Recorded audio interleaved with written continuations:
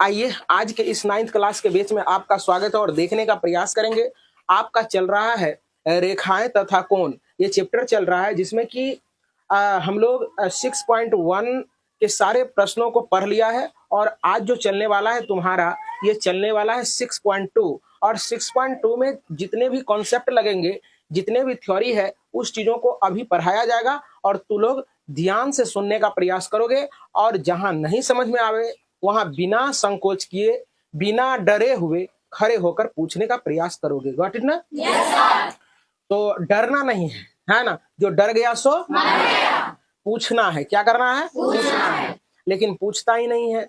सही बात है कि बिल्कुल बेसिक स्तर से उठाते हैं और हाई लेवल तक जाते हैं, इसलिए पूछने की जरूरत नहीं पड़ती है। लेकिन ऐसा भी तो नहीं है कि सारे बच्चे समझ ही जाते होंगे, है ना? और ऐसा भी बच्चे जो कि नए आते हैं उसको भी तो दिक्कत होती होगी, लेकिन वो भी बच्चे नहीं पूछते हैं। तो उम्मीद करते हैं कि सारे बच्चे पूछने का प्रयास करेंगे और पूछता वही है जो समझता है बातों को, है कि नहीं? तो चलो देखो, उम्मीद करते हैं कि सारे बच्चे अनुकरण किए होंगे। तो जब दो समानांतर रेखा कोई एक तिर्यक रेखा काट देती है, इसको कहते हैं समानांतर। क्या कहते हैं? समानांतर। पहले जानने का प्रयास करें समानांतर होता क्या है। जब दो रेखा अपने बीच की दूरी को बराबर रखते हुए आगे बढ़ती है तो इसको समानांतर रेखा कहते हैं। कोई दिक्कत? जैसे देखो, तू लोग देखा होगा खिड़की देखा है ना? तो रड जो उसमें लगा हुआ होता है, छड़ जो उसमें लगा हुआ होता है, वो ऐसे रहता है, खड़ा रहता है ना? क्या टेढ़ टार रहता है क्या? तो वो समानांतर रहता है, तब ना वो अच्छा लगता है देखने में। जैसे रेल की पटरिया है, तो रेल की पटरिया है तो टेढ़ा भी जाएगा तो दोनों टेढ़ा होता है ना? लेकिन दोनों का डिस्टेंस बराबर रहता है, बीच का डिस्टेंस, है कि नहीं? अगर अलग बलग रहेगा तो ट्रेन में घोलटिए जाएगा, उलट जाएगा, एक्सीडेंट हो जाएगा ना। तो इसीलिए उसको कहते हैं समानांतर। क्या कहते हैं बच्चे? सीख रहे हो? बहाना नहीं कर रहे हो? तो चलो देखो, तो ये समानांतर रेखा है। तो समानांतर को हम लोग लिखेंगे कैसे? पहले इस चीजों को जानने का प्रयास करें। अगर समानांतर है तो इसको लिखेंगे एल, समानांतर का चिन्ह ये हो गया, और इसको एम पढ़ेंगे। कोई दिक्कत? जैसे कहेगा कि राम और लक्ष्मण के समानांतर है तो राम और दो गो ऐसा डंटा देना है, लक्ष्मण लिख देना है। कोई दिक्कत? समझ में आ रहा है ना? हाँ, तो चलो यहाँ देखने का प्रयास। जब दो समानांतर रेखा को एक तिर्यक छेदी रेखा काट देती है तो कुल मिला के तुम्हारा 8 गो एंगल बनता है। कितने एंगल बनता है? 8 गो कोण बनता है। कितने? 8। देखने का प्रयास करो। 1 2 3 4 हुआ बच्चे? अब देखो 4, ये 5 6 7 और 8 वो एंगल बन गया है ना? अब देखो इसमें एंगल के प्रकार है। सीधे बैठो तुम। क्लास में सीरियस होकर देखने का प्रयास करें, मन झूठ मत बैठे। ये हॉस्पिटल नहीं है, ये कोचिंग है। चंगा रहे और चंगा होकर देखने का प्रयास करें और जहां नहीं समझ में आता वहां पूछने का प्रयास करेंगे, है ना? बिल्कुल क्लीन रहो, है ना? बिल्कुल दिमाग को खोल के बैठो। सीख गया बेरा पार है। नहीं सीखता है जो बच्चा, उसको पढ़ाई में मन नहीं लगता है। अगर जो चीज को लोग सीख जाते हैं उसमें मन लगता है। जैसे तू लोग मोबाइल देखता है ना, मोबाइल देखने में खूब मजा आता है ना? घंटों लोग देखते रहेगा, कोई बिना खैले पीले देखते रह जाता है ना? क्यों देखता है? आखिर क्यों? उसमें मजा क्यों आता है? क्योंकि उसमें तू समझता खूब है, दिमाग इंगेज हो जाता है, इसलिए लोग देखते हैं। और पढ़ाई के प्रति यही पढ़ाई में जब लोग समझेंगे तो मोबाइल के तरह ही इस चीजों को देखने का प्रयास करेंगे। कुछ इसमें भी बच्चे ऐसे भी होते हैं जो आते हैं और उसको लगता है कि हो छुट्टी हो जाता है ना तो आराम से चले जाते हैं। कुछ बच्चे ऐसे भी होते हैं, ओह सर आज बड़ा नया चीज पढ़ा है, वो कुछ और बता देते ना तो और अच्छा होता है कि नहीं? कुछ बच्चे ऐसे हैं, कुछ बच्चे वैसे भी हैं। तो सब बच्चे को पढ़ना चाहिए, सब बच्चे को पढ़ना चाहिए और हमेशा ये दिमाग में रखना चाहिए कि हमको सीख के जाना है। हमें डांट नहीं पड़ना चाहिए, हमें पिटाई नहीं लगनी चाहिए। जब डांट नहीं पड़ेगा, पिटाई नहीं लगेगी तो कैसे नहीं लगेगा? जबकि हम लोग अच्छे बन जाएंगे, है कि नहीं? ना तुमको अगर टेस्ट होती है, 100 का टेस्ट रहता है तो तू 50 नंबर लाओ, 30 नंबर लाओ, 40 लाओ, लेकिन फेल नहीं होना। फेल नहीं, थोड़ा कम अंक लाएंगे लेकिन फेल नहीं होंगे। कोई दिक्कत? चलो देखो, कोशिश करेंगे कि हम मेहनत नहीं करता है, घर में रिवीजन नहीं करता है, इसलिए फेल हो जाते हो। और समझ जाओगे तो फेल जिंदगी में नहीं होगा। चलो देखो यहाँ, अब यहाँ एंगल जो बनता है बहुत प्रकार के बनते हैं एंगल। चलो देखो, अब हम पहले लिखते हैं अंतः एकांतर। अंतः एकांतर, अंतः एकांतर कोण, अंतः एकांतर ध्यान से देखो, अंतः का मतलब होता है अंदर वाला, किधर वाला, समझ में आ रहा है ना। अंतः एकांतर, एकांतर का मतलब एक में अंतर। तो चलो देखो, ये तो बाहर है ना, ये बाहर है ना, अंदर में यही सब ना है, 4 3 4 5 6 यही ना अंदर में है। अंतः एकांतर कौन, देखो 4 का अंतः अंदर में ही हो, एकांतर एक में अंतर। अब ये एकता है तो तू चल जाओ वो एकता, चल गया। देखो जितना फैलाव इसका है उतना ही फैलाव इसका है ना, तो एंगल 4 का अंतः एकांतर क्या हो जाएगा, एंगल, सीखा कि नहीं सीखा। और अंतः एकांतर कौन आपस में बराबर होते हैं, कोई दिक्कत नहीं। अब देखो एंगल जब 4 का एकांतर कोण हुआ 6, तो 6 का एकांतर कोण हो जाएगा 4। अब देखो 3 का एकांतर कोण बता सकते हो, 5, कोई दिक्कत सीखा। चलो देखो, अब हम लोग समझते हैं बाह्य एकांतर कोण। क्या बच्चे, क्या रे, ये सीखा पहले। बाह्य एकांतर कोण समझने का प्रयास करोगे। अब हम लोग बाह्य नाम से ही पता चल जा रहा है कि बाह्य मतलब बाहर वाला, बाह्य मतलब बाहर वाला का चर्चा होगा, है कि नहीं। तो बाह्य वाला मतलब कि अब जरा सा देखो, इसका एकांतर कौन होगा, 7 हो जाएगा, क्योंकि देखो इसका फैलाव देखो इतना है तो इतने है ना। अब कोई बच्चा अगर देखो यहाँ रट्टा नहीं लगाना है, कहेगा कि सर आपको कैसे याद है। अंतः एकांतर कौन आपस में बराबर होता है, जितना फैलाव इसका उतने फैलाव ना इसका है। अगर भूल चूक से अगर इसका एकांतर इसका कर दिया तो देखो एक मुंह ज्यादा बिथरल है और एक कम बिथरल है ना रे, ना है। तो इसका बाह्य एकांतर को नहीं कभी होगा, इसका दोस्त ये होगा, होगा कि नहीं होगा। तो अंतः एकांतर कौन जरा सा देखने का प्रयास करो, तो क्या हो जाएगा, 1 का बाह्य एकांतर कौन क्या होगा, एंगल 7। अब चलो देखो, 2 का क्या हो जाएगा, 2 का 8 होगा। सीख रहे हो, अभी सीखना है। अभी क्या करेंगे, हम सबको मिटा देंगे और तब पूछेंगे कि 1 का एकांतर कौन, 2 का, 3 का, 4 का पूछेंगे। अब फिर नहीं बताओगे तो फिर जो होगा सो दोनों आदमी तो जानबे करते हैं कि इसमें 30 दोनों आदमी जानेगा, यहाँ बैठल का सब आदमी जानबे करते हैं क्या, तो इसलिए ये समझ में आ गया यार। अब जरा सा देखो सम्मुख कोण, क्या, अब हम लोग सम्मुख कोण समझते हैं, क्या समझते हैं, सम्मुख।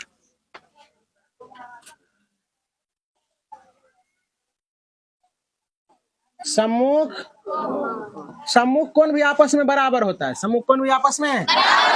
तो जरा सा देखो, 1 का सम्मुख क्या हो जाएगा, 3 हो जाएगा। सम्मुख मतलब आमने सामने, आमने। आप कहेगा सर जी इसके भी तो सामने ये है, लेकिन देखो सम्मुख कोण क्या होता है, बराबर होना चाहिए। अब देखो इस इतना फैलाव, इतना फैलाव, दोनों का अलग अलग फैलाव है ना, ई बराबर है कि इसके ई बराबर है, 1 के बराबर 3 है कि 4 है, आमने सामने है ना। तो 1 का सम्मुख कोण क्या हो जाएगा, 2 का सम्मुख कोण 4, इसके बाद 5 का सम्मुख कोण 7, 6 का सम्मुख कोण 8। समझ में आ गया तुम लोगों को। अब देखो यही सब बातें होता है जिसको कि हम लोगों को याद रखना जरूरी है। अब देखो क्या है कि एक ही ओर के अंतः कोणों का, ए लड़की, एक ही ओर के अंतः कोणों का योगफल 180 डिग्री होता है। क्या होता है, एक ही ओर के अंतः कोणों का योग 180। याद हो गया। चलो देखो यहाँ लिखे हैं, एक ही ओर के अंतः कोणों का योगफल 180। कितना डिग्री, ये बात तो याद रख लेना जिंदगी भर के लिए, जब तक बेटा पोता ना हो जाए, है ना। क्योंकि शिक्षित हो रहा है जमाना, कल के डेट में तू दादा बनोगे, लड़कियां दादी बनेगी, सब पूछेगा दादी के एक ही ओर के अंतः कोणों का योगफल 180 डिग्री अगर बता दिया तो तुम्हारी पोती समझेगी बाप रे दादी बहुत जानकार है। हे कुछ नहीं कहना इसको, हे बुढ़िया कुछ पूछे लगता तो जवाब नहीं दिए सकती है ना। अगर तू नहीं दिया जवाब तो पोतिया कहेगी तू कोचिंग में फुटानी करे होगी, है ना। हाँ? तो इसलिए क्या करना है हम लोगों को, अच्छे बनना है। क्या करना है, थोड़ा अब सीरियस बैठने का प्रयास करें थोड़ा सा और। तो चलो देखो, तो एक ही और के अंतर कोण, एक ही और के, तो 4 प्लस 5 एक ही और है अंदर में है। तो चलो 4 प्लस एंगल 5 बराबर 180, एंगल 3 प्लस एंगल 6 बराबर 180 डिग्री। कोई बच्चा को दिक्कत है किसी को? अब अगर इतना समझ में आ गया तुम लोगों को, है ना, अगर इतना समझ में आ गया है तो बहुत अच्छी बात है ना। और हमेशा सुनो, हमेशा आसन्न कोण का योगफल भी कितना डिग्री होता है, 180 डिग्री। अगर ये दोनों कोणों को जोड़ दे तो ये भी 180 डिग्री होगा, ये भी क्या हो जाएगा 180। इतना समझ में आ गया सारे बच्चे को? पूरा ध्यान से समझ में आ गया है? अब देखो हम कुछ चलते हैं कुछ अलग दुनिया में। अभी लिखने का प्रयास नहीं करोगे, अगर लिखेगा तो फिर तुमको समझ में नहीं आएगा। तो समझना जरूरी है कि लिखना जरूरी है? समझना जरूरी है। इतना बात जान रहे हो ना तुम लोग? चलो जान रहे हो तो अच्छी बात है। चलो अब समझने का प्रयास करेंगे हम लोग। ये L है, ये M है, L समानांतर M है बच्चे। मजा आ रहा है क्या? समझ में आ रहा है क्या? चलो ध्यान से देखने का प्रयास करें। अब इसमें क्या करेगा, देखो जरा सा समझ। इसको हम लोग कहते हैं रैखिक युग्म, पढ़ा है ना? रैखिक युग्म कैसे कैसे बन सकता है?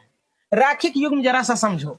अगर इधर से इधर कर दे, 1 2 3 4 5 6 7 और 8। देखो यहाँ रैखिक युग्म कैसे कैसे बनेगा।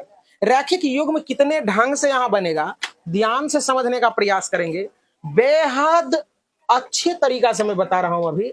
रैखिक युग्म हम लोग जानते हैं, रैखिक क्या, रैखिक यानी रेखा पर, और युग्म मतलब जोड़ा, युग्म मतलब जोड़ा। तो रैखिक युग्म हमेशा कितने डिग्री का बच्चे, इधर दिख रहा है क्या, छोटे बोर्ड पर दिख रहा है? तो चलो रैखिक युग्म कैसे कैसे होगा। रैखिक युग्म कितना होगा,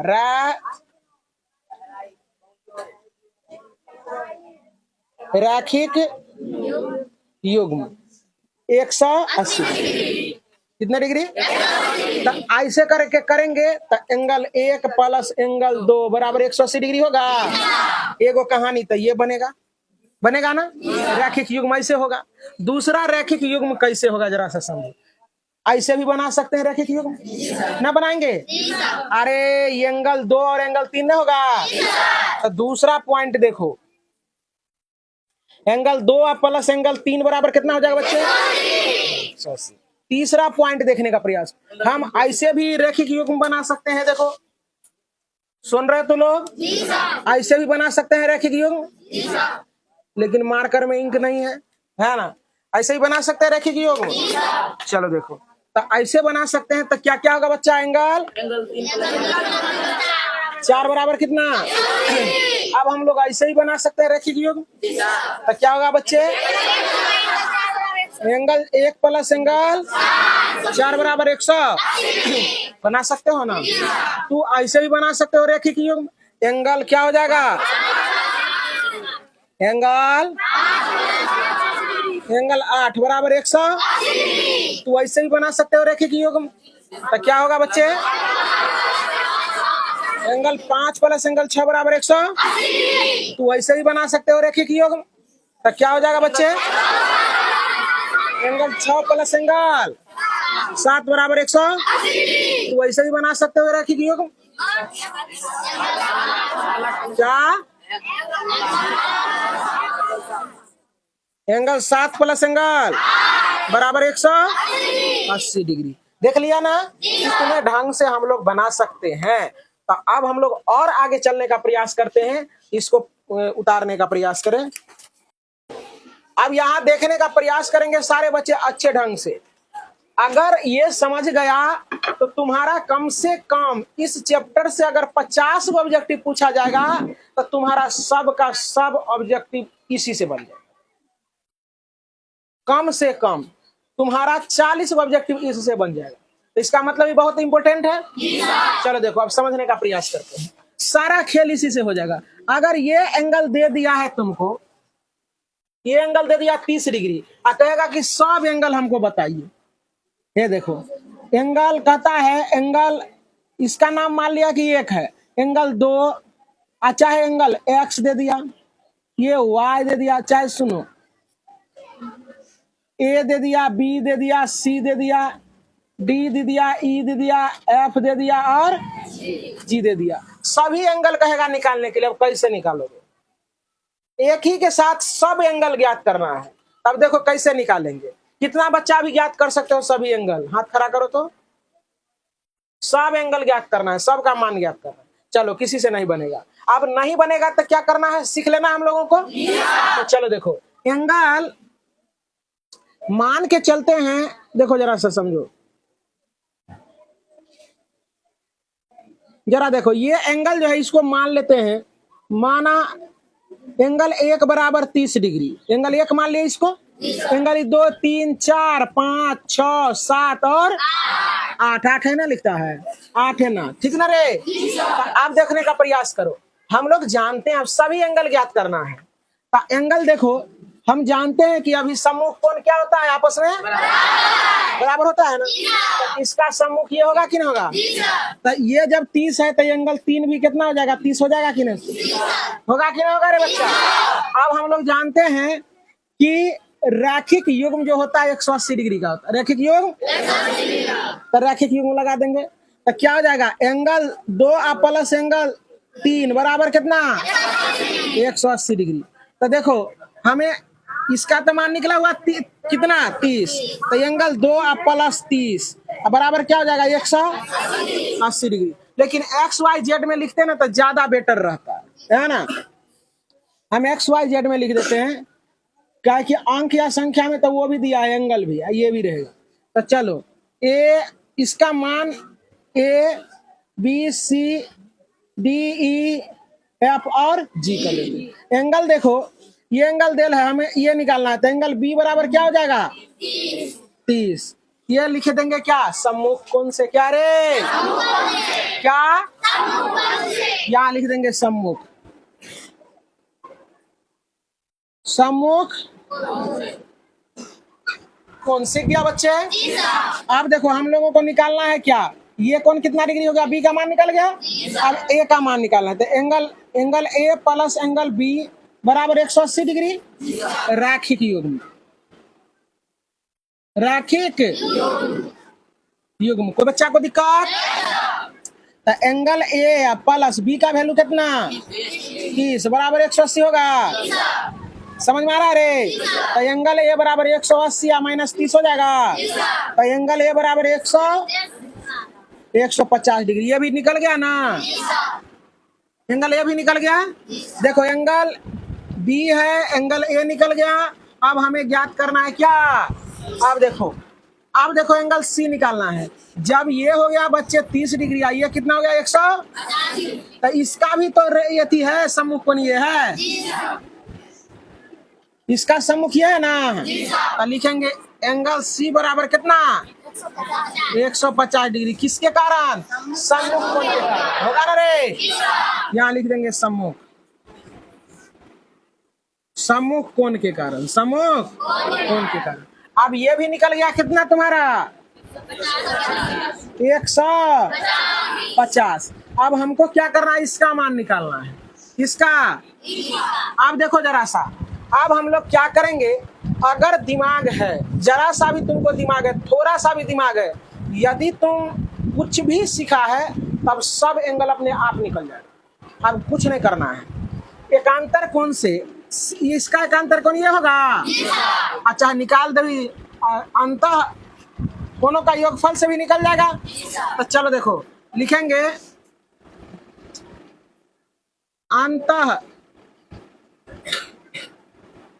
एकांतर कोण से। देखो तो एंगल सी का अंतर एकांतर कोण एंगल डी होता है ना, इसीलिए एंगल डी का मान कितना हो जाएगा बताओ, 150 डिग्री हो जाएगा बच्चे। और उसी प्रकार से बी का मान जब 30 है तो ई का मान कितना हो जाएगा, ई का मान 30 डिग्री। अब देखो ई का मान ई का मान कितना डिग्री रे, 30 डिग्री। अब देखो जब ई का मान हो गया 30 डिग्री और इसका हो गया 150 डिग्री, तो इसका सम्मुख कोण ये है ना, तो इसीलिए सम्मुख